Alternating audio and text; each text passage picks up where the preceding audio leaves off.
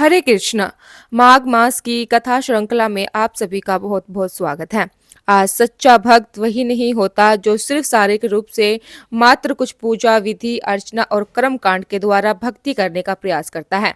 अपितु एक सच्चा भक्त वह होता है जो अपने शरीर मन चेतना और वाणी के द्वारा पूर्ण रूप से परम भगवान श्री कृष्ण को समर्पित होता है। उसके आचरण, उसकी वाणी और उसके विचार इन सब में कोई भी भेद नहीं होता। उसकी वाणी, विचार और आचरण इन सभी में समानता देखने को मिलती है और वही वास्तविक भक्त होता है जो अंदर और बाहर एक समान रहता है। इसी विचार के साथ चलिए आज की माघ मास की कथा का आरंभ करते हैं और सुनाते हैं इस सुंदर पवन अवसर पर माघ मास महात्म दर्शाते हुए इन पौराणिक कथा श्रृंखला को।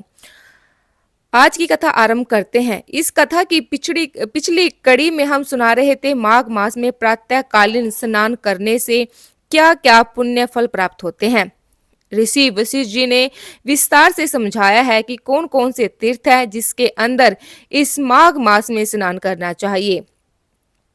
उसके बाद वशिष्ठ ऋषि माघ मास में करने योग्य दान के बारे में बताते हैं। तो चलिए आज अब हम आप वही सुनाते हैं। ऋषि वशिष्ठ ने कहा था, इस प्रकार का नियम का आश्रय लेकर माघ मास में व्रत ग्रहण करना चाहिए। माघ मास में स्नान करने वाले पुरुष सभी जगह कुछ न कुछ दान अवश्य करें।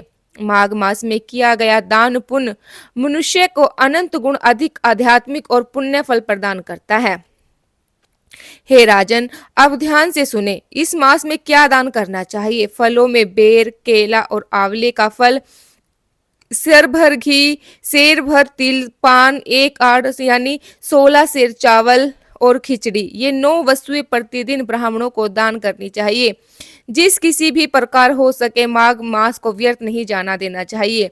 थोड़े सूर्योदय होते होते माघ स्नान कर लेना चाहिए और माघ स्नान करने वाले पुरुष को यथाशक्ति शौच संतोष आदि का नियमों का पालन करना चाहिए। विशेषतः ब्राह्मणों और साधु सन्यासियों को पकवान भोजन करना चाहिए। जाड़े का कष्ट दूर करने के लिए बोझ के बोझ सूखे कष्ट दान करने के चाहिए।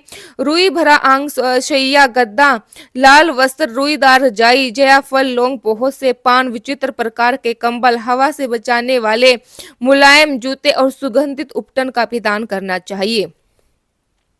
माघ स्नान पूर्व घी, कंबल सामग्री, धूप, मोटी बत्ती वाले दीपक और भांति भांति के निवेद्य से माघ स्नान जनित फल की प्राप्ति के लिए भगवान माधव की पूजा करनी चाहिए। माघ मास में डुबकी लगाने से सारे दोष नष्ट हो जाते हैं और अनेक जन्मों के उपर्जित संपूर्ण महापाप तत्काल विलीन हो जाते हैं। माघ स्नान करने के बाद प्रत्येक व्यक्ति को अपनी यथाशक्ति के अनुसार किसी भी शुभ कार्य के लिए, वैदिक धर्म के लिए, यज्ञ के लिए दान अवश्य करना चाहिए। यह माघ स्नान ही मंगल का साधन है और यही वास्तव में धन का उपार्जन है और यही इस जीवन का फल है। भला माघ स्नान मनुष्य को कौन कौन सा कार्य नहीं सिद्ध करा सकता, यहाँ तक कि वह पुत्र, मित्र, कुल, राज्य, स्वर्ग और मोक्ष को भी दिलाने वाला है। हे राजन, अब ध्यान से सुनिए, मैं आपसे सुवर्ण के चरित्र का वर्णन करता हूँ। यह शुभ प्रसंग श्रोताओं के समस्त पापों को तत्काल हर लेता है। एक समय नर्मदी के रमणीय तट पर एक बहुत बड़ा अग्रण्य ब्राह्मणों को दान में मिला हुआ गांव था। वहां लोगों में अंकलन नाम से विख्यात था। उसमें वेदों की ज्ञाता और धर्मात्मा ब्राह्मण रहते थे। वह धन और धान्य से भरा हुआ था। वेदों के गंभीर घोष से संपूर्ण दिशाओं को मुखरविंदन करता था। उस गांव में एक श्रेष्ठ ब्राह्मण थे जो सुवर्ता के नाम से विख्यात थे। उन्होंने संपूर्ण वेदों का अध्ययन किया था। वेदों के अर्थ के वे अच्छे ज्ञाता थे। धर्म शास्त्र के अर्थ का भी पूर्ण ज्ञान रखते थे।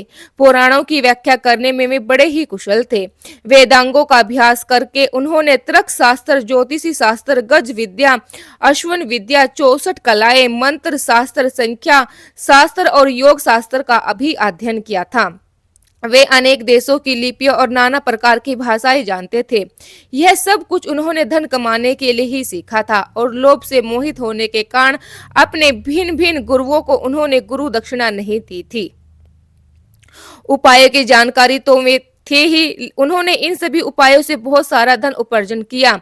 उनके मन में बड़ा लोभ था, इसलिए वे अन्याय से भी धन कमाया करते थे। जो वस्तु बेचने योग्य नहीं होती थी उसे भी बेच दिया करते थे और जंगल की वस्तुओं का भी विक्रय करते थे। उन्होंने चंडाल आदि से भी दान लिया था, कन्या को बेचा, गो, तिल, चावल, रस और तेल का विक्रय किया। वे दूसरों के लिए तीर्थों में जाते, दक्षिणा लेकर देवता की पूजा करते, वेतन लेके पढ़ाते थे और दूसरों के घरों में खाते थे। इतना ही नहीं, वे नमक, पानी, दूध और दही और पकवान को भी बेचते थे। इस प्रकार अनेकों उपाय से उन्होंने यत्न पूर्वक धन कमा लिया। धन के पीछे उन्होंने नित्य निमित्त कर्म कर्म तक नहीं छोड़े। ना वह खाते थे ना दान देते थे, हमेशा अपना धन गिनते रहते थे, कब कितना जमा हुआ। इस प्रकार उन्होंने 1,00,000 स्वर्ण मुद्राएं जमा कर ली। धन जमा करने में वृद्धावस्था आ गई और सारा शरीर जर्जरा हो गया। काल के प्रभाव से समस्त इंद्रियां स्थिर हो गई। अब वे उठने और कहीं जाने में असमर्थ हो गए थे। धन की उपार्जना का काम बंद हो जाने से स्त्री सहित ब्राह्मण देवता बहुत दुखी हुए। इस प्रकार चिंता करते करते जब उनका चित्त बहुत व्याकुल हो गया, तब उनके मन में सहज विवेक का प्रादुर्भाव हुआ और अब सूर्य अपने आप विचार करते हुए कहने लगा, अरे मैंने नीच प्रतिग्रह से नहीं बेची, योग्य वस्तुओं के बेचने से और तपस्या आदि का भी विक्रय करने से यह धन जमा किया है, फिर भी मुझे शांति नहीं मिली। मेरी यह तृष्णा अत्यंत ही दुस्साहस है। यह मुरु पर्वत के समान असंख्य स्वर्ण पाने की अभिलाषा रखते हैं। मेरा मन महान कष्टदायी और संपूर्ण क्लेशों का कारण है।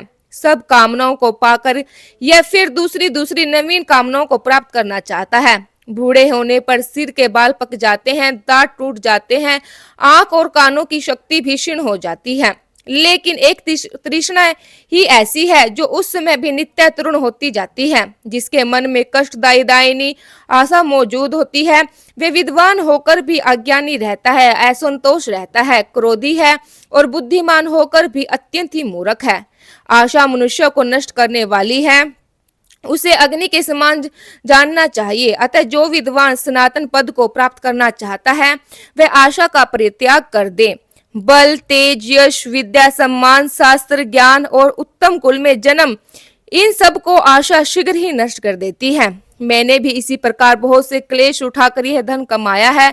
वृद्धावस्था ने मेरे शरीर को भी गला दिया और सारा बल हर लिया। अब मैं श्रद्धा पूर्वक परलोक सुधारने के लिए प्रयत्न करूंगा।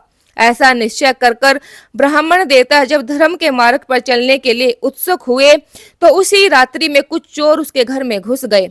आधी रात्रि का समय था। आताताई चोरों ने ब्राह्मण को खूब कसकर बांध दिया और सारा धन लेकर निकल गए। चोरों के द्वारा छीना हुआ धन जाने पर ब्राह्मण अत्यंत ही दारुण विलाप करने लगा। हाय, मेरा धन कमाया हुआ, मेरा धर्म का भोग और मोक्ष किसी भी काम नहीं आया। ना तो मैंने उसे भोगा और ना ही किसी को दान दिया। फिर किसके लिए धन की पूंजी मैंने जमा की थी? मैंने अपनी आत्मा को धोखे में डालकर यह क्या कर दिया? सब जगह से दान लिया, मंदिरा तक का विक्रय किया। पहले तो एक ही गांव का प्रतिग्रह नहीं लेना चाहिए। अगर एक को ले लिया तो दूसरे को प्रतिग्रह नहीं, कदापि उचित नहीं है। उस गौ को भी यदि बेच दिया जाए तो वह 7 पीढ़ियों को दुग्ध कर देती है। इस बात को जानने के बाद भी मैंने लोभ वंश ऐसे पाप कर्म किए। धन कमाने के जोश में मैंने एक दिन भी एकाचित्र होकर अच्छी तरह से संध्या उपासना नहीं की। ध्यान रहित या ध्यान सहित कोई भी प्राणायाम नहीं किया। 3 बार जल पीकर और 2 बार उठ बैठकर भांति भांति आचमन नहीं किया। हाथों में कुश की पवित्री लेकर मैंने कभी गायत्री मंत्र का उच्चारण नहीं किया। जीवों का बंध छुड़वाने वाले महादेव जी की आराधना कभी नहीं की। भगवान श्री हरि की पूजा नहीं की, जो मंत्र पढ़कर अथवा बिना मंत्र के ही शिवलिंग के ऊपर एक पत्ता या फूल डाल देते हैं, उसके करोड़ों पीढ़ियां उद्धार हो जाती है। लेकिन मैंने कभी ऐसा नहीं किया। संपूर्ण पापों का नाश करने वाले भगवान विष्णु को कभी संतुष्ट नहीं किया। 5 प्रकार की हत्याओं का पाप शांत करने वाले 5 यज्ञों का अनुष्ठान नहीं किया। सर्वलोक की प्राप्ति कराने वाले अतिथियों के सत्कार से भी वंचित रह गया। सन्यासियों का सत्कार करना, उनको अन्न की भिक्षा भी मैंने कभी नहीं दी। ब्रह्मचारियों को विधि पूर्वक अतिथि के योग्य भोजन नहीं कराया। इस प्रकार वह ब्राह्मण विलाप करता रहा और उसी समय उन्हें कुछ बातें याद आती रही और वह बातें उनके जीवन में उद्धार करेगी। और क्या करेगी वह हम सुनेंगे माघ मास कथा श्रृंखला की अगली कड़ी में कल प्रातः।